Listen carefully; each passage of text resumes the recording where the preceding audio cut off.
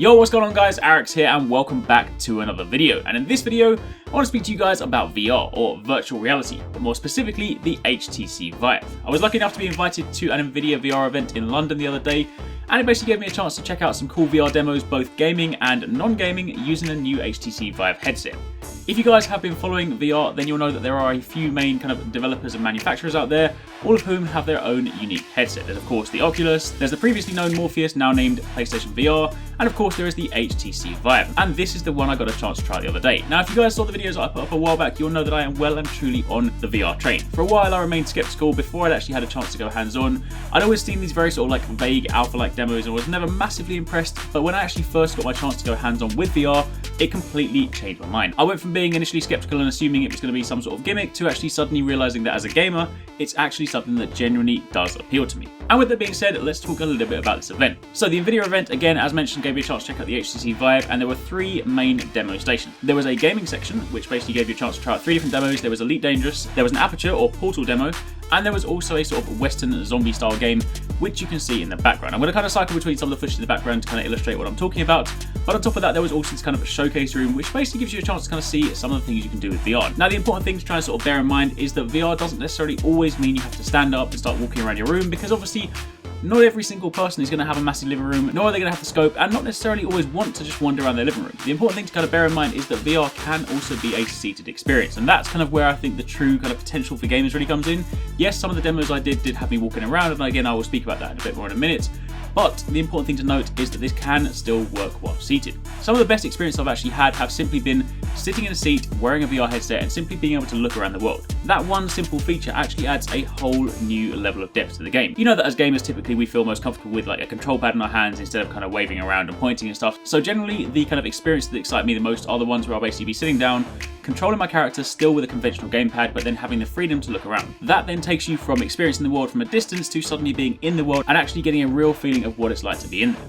But that aside, the very first demo I got a chance to go hands-on was in the showroom. This actually started in what I like to call sort of the Matrix, a very kind of like white open room where you can sort of like see the kind of menus and see all the setups and stuff, and you can kind of throw around balloons here, as you can see here. You can basically inflate them, kick them around, and like push them all around. But then when we jumped straight into the first demo, this was what I like to call MS Paint in 3D. It's a lot more technical than that, it's a lot more advanced than that, but if you think way back to when you first got a chance to go hands-on with a computer and you kind of open up MS Paint and start drawing, that's the kind of experience you get. You basically have this palette on your left hand, and you then have your right hand for painting, doing that stuff like that. So you then switch between things like colors, different brush types, different effects, and you then start painting. But the really cool thing is to bear in mind that you are doing this completely and utterly in 3D. So if you draw a box, you don't actually have to have like the perception of 3D as you would normally do on something like Paint. You simply actually draw in 3D, you can walk around it, you can walk through it, and really experience it in a completely different way.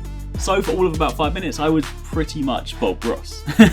Moving on from there, we then jumped over to a demo called The Blue, where you're basically on an underwater shipwreck and you're standing under, you're kind of like looking around at the ocean, seeing sort of like fish and whales swim by you. But again, it's just like a really cool experience because you're walking around the ship, it gives you a chance to like look at certain things. Of course, if you guys do see any sort of like blue mesh on screen, that's because I started to walk to the boundaries, and it's like, don't walk any further, otherwise you're going to walk into a wall in the real world. So that's kind of like your warning, but still it was a really cool experience to be underground.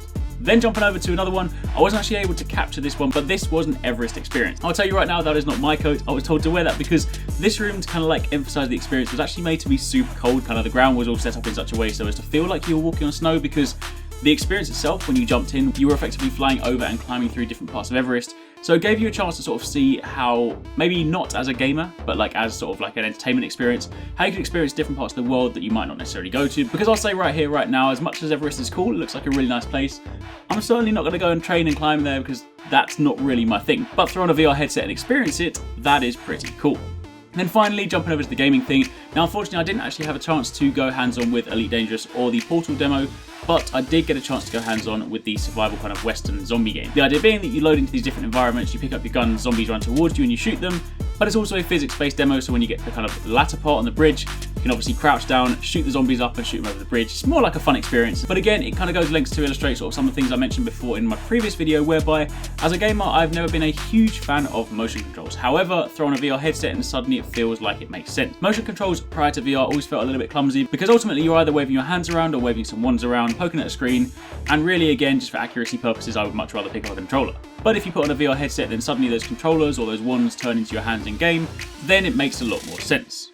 And that is pretty much it. Again, we don't really have any kind of like exact release dates or price points just yet for any of these VR headsets, but the HTC Vive is also another one that is super comfortable to wear. This is one of the main concerns I had before, because the very first time I ever tried VR was like the super original Oculus headset, the one that basically pushed your eyeballs in and was super heavy and wasn't very comfortable to wear. That was, of course, where my initial skepticism came from. But having tried some of these newer headsets, generally when you're wearing them, given that they're light and comfortable, you tend to just like after a while forget you're actually wearing it, and that's ultimately what you want to have. You know, if you do want to spend like a good few hours playing a VR game, you don't want to kind of be conscious at all times that you've got a headset on. You kind of just want to sort of like blend in and just start to, you know, forget it's there. And that's exactly what you get. And that's what it needs to be as well. Because ultimately, if we want to take off and people want to actually kind of start buying them and putting them in their houses next year, then it's going to have to be a consumer-friendly product.